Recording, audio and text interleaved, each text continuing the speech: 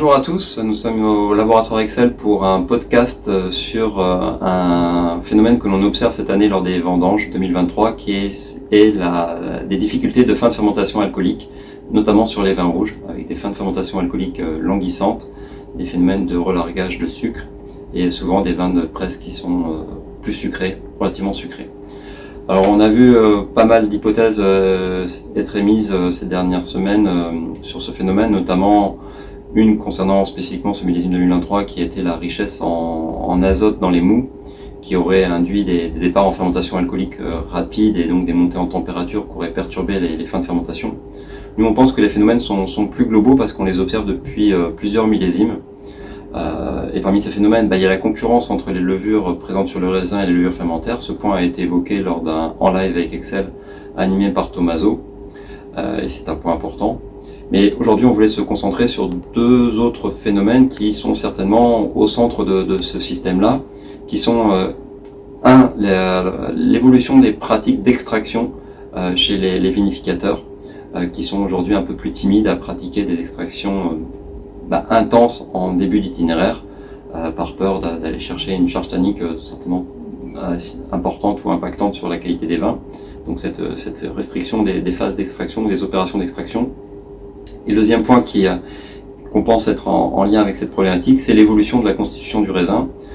Les raisins, de par l'évolution du climat, de par l'évolution des pratiques viticoles, notamment l'arrêt de certains traitements phytosanitaires, fait que ces raisins sont quand même soumis à des contraintes environnementales, climatiques ou cryptogamiques un peu plus importantes. Et une façon pour le raisin de remédier à ça, c'est de structurer, de rigidifier sa paroi, sa pellicule. Et s'il y a une paroi, une pellicule qui est un peu plus rigide, il est plus difficile d'extraire aussi, et d'extraire les sucres qui sont présents dans cette pellicule. Pour étayer ces deux hypothèses, on peut effectivement se projeter dans une cuve en se disant voilà qu'on est dans un fermenteur qui est un fermenteur fermé, contrairement à d'autres types de fermentation que l'on va avoir en génie des bioprocédés qui vont être le fed batch ou le chémostat. Là on est dans un fermenteur fermé. La levure, après une phase de multiplication qui va être une phase de respiration où on a aéré la cuve justement pour favoriser cela, la chaîne respiratoire de la levure va être inhibée justement par les teneurs en sucre qui sont présents et elle va passer en mode fermentation. Et là tout se passe comme si en fait elle photographiait la teneur en sucre qui était présente et qu'elle adaptait sa dynamique de population à cette teneur en sucre avec une phase stationnaire puis une phase de déclin. Durant ces deux phases, elle va consommer les sucres. Mais il ne va jamais avoir de redynamisation, un nouveau dynamisme de cette population de levure, puisque effectivement on est en circuit en phase fermée. Et pourtant, il y a des relargages de sucre qui peuvent arriver tardivement, et à des moments où justement la population de levure est en déclin. Notamment si justement lors des phases préfermentaires, on a été un peu léger sur les phases d'extraction, et ou si la pellicule de raisin était si ferme qu'elles n'ont pas été suffisantes, ces phases, à extraire le sucre immédiatement. Et lorsqu'on a des relargages tardifs, en termes de bilan de matière, quand on fait le bilan de matière des sucres présents, donc le glucose fructose à un instant T, ça va être la différence entre le glucose fructose qui était à l'instant T-1, moins ce qui est consommé par les levures, mais plus ce qui va se rajouter par éventuellement des phénomènes de relargage venant de la phase solide, venant du marc. Et quand la concentration de glucose fructose consommée est moins importante que celle qui est relarguée, il peut avoir même des remontées de teneur en sucre sur des fins de fermentation. On l'observe notamment après les pressurages où on voit monter les teneurs en sucre sur les presses. Et là, ça montre bien qu'en fait, c'est cette discordance entre la dynamique de population de levure et la cinétique de largage des sucres. Tous les sucres n'ont pas été relargués au moment où la population de levure est à son apogée, mais il y en a qui se relarguent au moment où celle-ci est en déclin et c'est un peu trop tard. À cela, généralement, on voit malheureusement pratiquer souvent une opération qui est très risquée, qui est de se dire la levure elle est un peu fatiguée, donc je vais essayer de la redynamiser en aérant la cuve en fin de fermentation. Et cette pratique-là, elle est malheureusement risquée parce que Saccharomyces cerevisiae ne travaille pas toute seule, elle travaille aussi avec d'autres micro-organismes qui sont minoritaires mais qui peuvent être présents et qui peuvent tirer meilleur bénéfice de cette opération d'aération. Et c'est notamment le cas malheureusement de Brettanomyces bruxellensis qui a une voie de régulation métabolique qui s'appelle l'effet Custer, qui fait que quand il y a eu un apport d'oxygène, il y a une balance redox qui devient favorable, qui stimule l'utilisation des sucres par Brettanomyces. Donc quand on aère sa cuve en fin de fermentation alcoolique parce qu'on voit la cinétique des sucres baisser, ce qui peut se passer, c'est qu'on favorise la croissance de Brettanomyces, et dans certains cas, on active même Brettanomyces jusqu'à ce qu'elle réalise elle-même la fin de la fermentation alcoolique. Et là, c'est vraiment perturbant parce que un Brettanomyces peut commencer à produire des molécules qui vont abîmer la qualité du vin, notamment des acides gras avec une note pharmaceutique, gouache qui vont être perceptibles. Et forcément, on va avoir affaire à une population de Brettanomyces très importante par la suite qui sera problématique.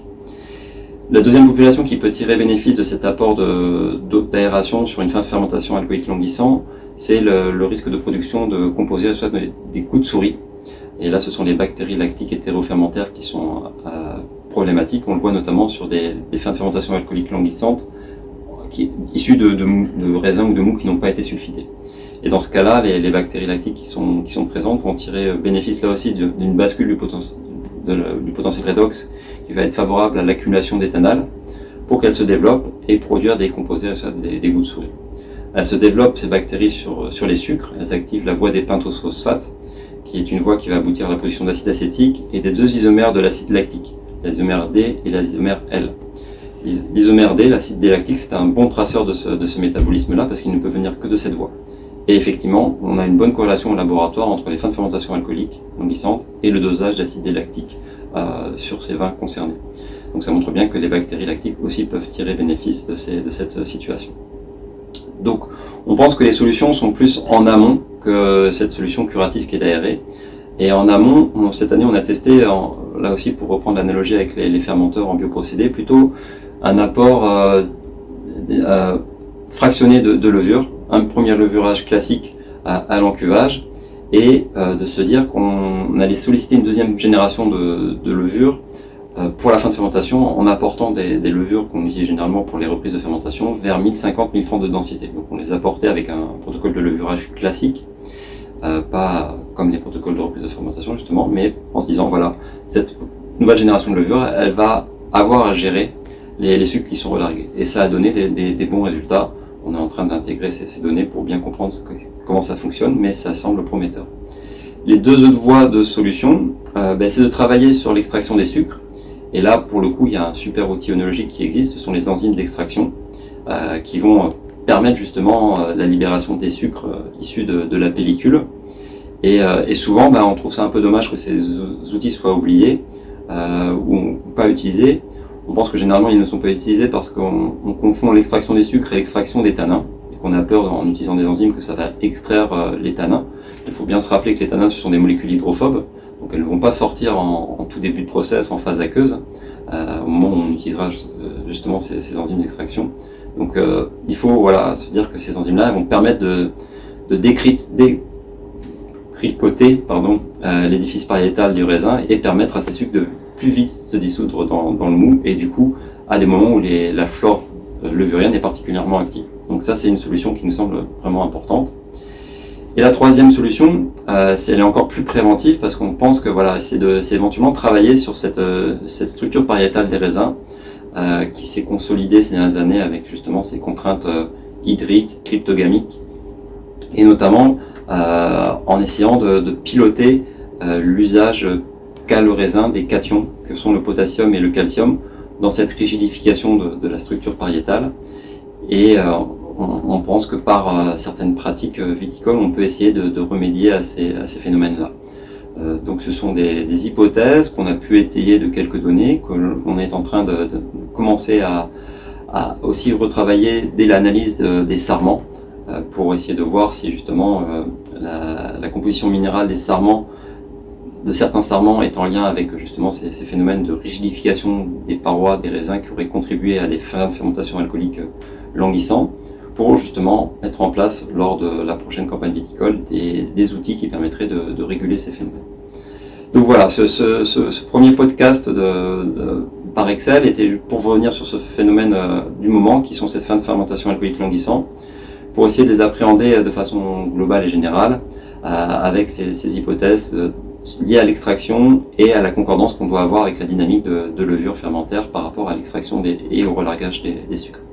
Donc vous retrouverez quelques éléments analytiques sur les éléments qui sont associés à ce podcast. n'hésitez pas à nous contacter si vous avez la moindre question.